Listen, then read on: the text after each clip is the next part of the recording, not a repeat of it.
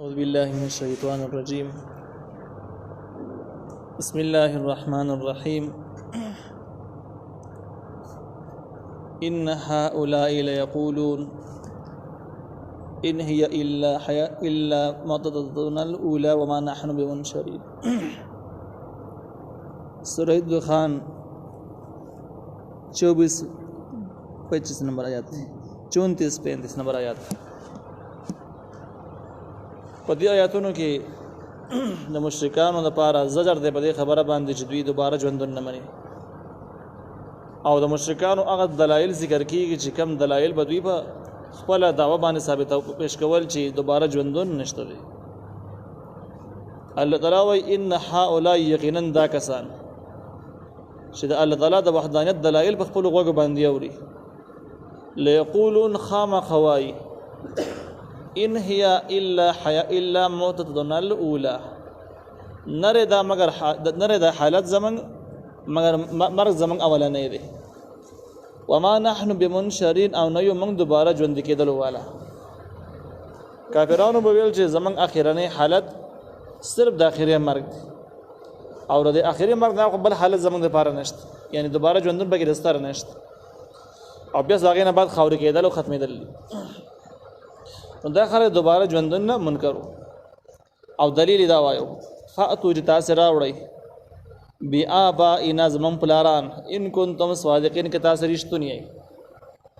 دلیل کې دا ویل چې که تاسو د خپل دعوه کې رښتونی یې دوباره ژوندون ثابتي زمون پلارونه او نیکونه را ژوندي کوي کوړه راولئ چې موږ به وینو چې را بس تا ژوندي شوي درالل. دا دوی اعتراض د خپل دعوه ثابتول لپاره د مشرکانو جواب. الله تعالی جواب کوي په تخفیف دنیاوی سره په بل انداز باندې، او د دې خلکو چې کوم سوال کړي هغه سوال پاک انداز باندې جواب نه دی، بل انداز باندې دی. وجه ښکاره ده، وجه دا ده چې اصل کې د قرآن دعوادار د شریعت دعوادار ده چې خلک په قیامت کې ژوند کېږي، دنیاوی دعوا نشته چې دنیا کې به ژوند کېږي، دا شان دی ویلي. او تی په دنیا کې غواړي نو زمون دعوا په دنیا کې سره ده نه، یو خبره دا شوله. دویمه دا چې دنیاوی ژوند او مرګ د الله تعالی د نظام او د قدرت لاندې د حکمت تحت کیږي. اوس چې کوم دی چې کله دوباره دنیا کې ژوند غواړي نو هغه حکمت، هغه امتحان، هغه د سره ختم شو، هغه کې بیا نشته، هغه مصلحت ختم شو. نو په دې وجه باندې موږ دعوت یو ځګر لرو او ته اعتراض بل ځګر معنی کی دا اعتراض په موږ باندې ناراضي، د اعتراض غلط. او دویم جواب چې کوم دی هغه قرآن کړی دی. نو قرآن کې الله تعالی وایي چې ورته وایه چې اهم خیرون، آیا دا موجوده کافران ډېر غوره دي د مالدارۍ په لحاظ او دغه شان ته کې د افرادو په لحاظ باندې، د هوښیارتیا په وسایلو په لحاظ باندې دا خلک غوره دي، ام قوم تبعین یا قوم تبع غوره دي، والذین او هغه کسان من قبلهم چې دوی نه مخکې اهلکناهم هلاک کړلي، انهم كانوا مجرمین یقینا دوی مجرمانو.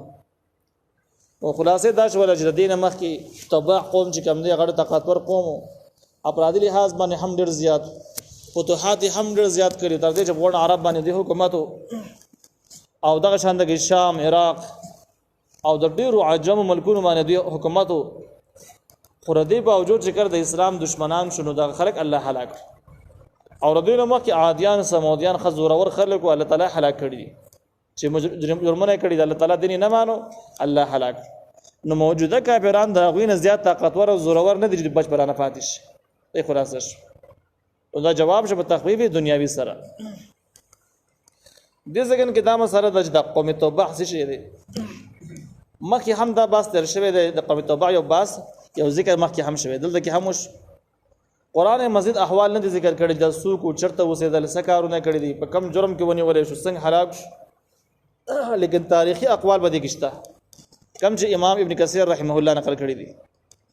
امام ابن کثیر رحمه الله وایي چې یو زمانہ داسې وه چې د یمن نه به ټوله دنیا باندې حکومت کېده، پاکستاني دنیا باندې به حکومت کېده، او دغه ځکین کې چې کوم دی یو قوم تبع په نوم باندې حمیري قوم، او د حمیري قوم کې چې کوم مشر براغه بادشاه براغه هغه ته تبع وایو. لکه څنګه چې اسلامي بادشاهانو ته خلیفہ ویل کېږي، اسلامي نظام چلونکي حضرات ته هغه ته خلیفہ وي، خلیفہ هر زمانه کې جدا جدا غواړي ته خلیفہ ویل کېږي. دغه شان په یمن کې چې کوم حکمران براغه هغه ته تبع وایو. او دغه تبع چې کوم دی نه دغه قوم حمیری قوم یو. بیا دې ځکه کې دا کم چې تبع د منس کې دا کم تبع د اولنې دی منس کې تر شوی دی روس تر شوی دی کم تبع د قوم هلاک شوی دی تبع خو ډېر شي تر شوی دی. نو امام ابن کثیر رحمه الله وایي چې د په منس کې یو تبع راغی یو بادشاہ راغی او اسحد ابن قریب ابن وینم دی حمیری قبیله سره تعلق دی. دا سړی مسلمان شو. د دې سړي کار دا و چې عرب ملکونه غونډ ونیول دا شان شام عراق قبضه انډونیشیا او د طرفون ته مخه کړل ډېر زیات فتوحات یو کړل ډېر علاقې ونیولې. دا سړی په خپل باندې د بتان عبادت به هم کاوه د اور عبادت به هم کاوه کافران.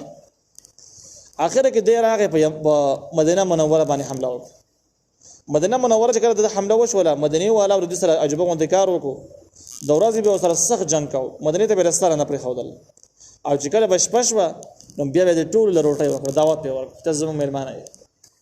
په دې منځ کې دا خلک چې کوم دي د خلکو نه متاثر شو طبعا د قوم نه متاثر شو حیا ولا چې هغه موږ روټي خوري دومره مېلمستیا زمون کې موږ د ورځې به موږ حمله کوو وجنو علاقت نه دا ډېر شرم دی. نو دوی خپل په وجه دغه ځګین راويست او کوشش دا و چې مدینه پرید. په دې منځ کې مدینه کې یو دوه کسانو عالمانو د يهودو عالمانو او د يهوديان د جرنیلانو سره ملاو شو د دې تبع قوم چې کوم میجران جرنیلانو هغه ته ویل چې مدینه باندې ځان مسړای کوي دا منځ او ځکه منځ صحیح چې تورات کې مخکینی کتابونو کې لیک دی چې اخیرنه پیغمبر بدلته کې هجرت کوي او راځي با کله چې هغه مکه معظمه کې پیدا شي خراب د مکې نه وباسي نو هغه هجرت په مدینه د کیږي او دا مدینه به دغه په لاس باندې فتح کیږي.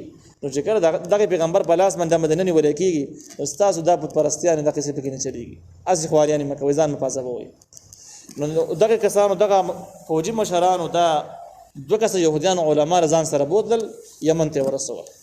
یمن کې دا کسان د خپل بادشاه سره مخامخ او دا بادشاه سره خبرې وکړه. بادشاه ته د عالمانو قصه وکړه چې په آسماني کتابونو کې هدایت موجود دي چې دا مدینه به د یو پیغمبر په لاس باندې فتح کیږي او ټوله دنیا کې به اسلامي نظام قائم وي. نو که تاسو ځان وښلو وینم د مدینه تاسو په لاسونو کې ناراضي د تاسو درسونه بیاوزي او ځان یې مسړای کوي. دغه نه بعد تبع چې کوم دی د يهودي علماو سره ډېر بحثونه وشو تورات په حواله سره د زبور په حواله سره د الله تعالی د نظام په حواله سره او لنډه دار تبع مسلمان شو.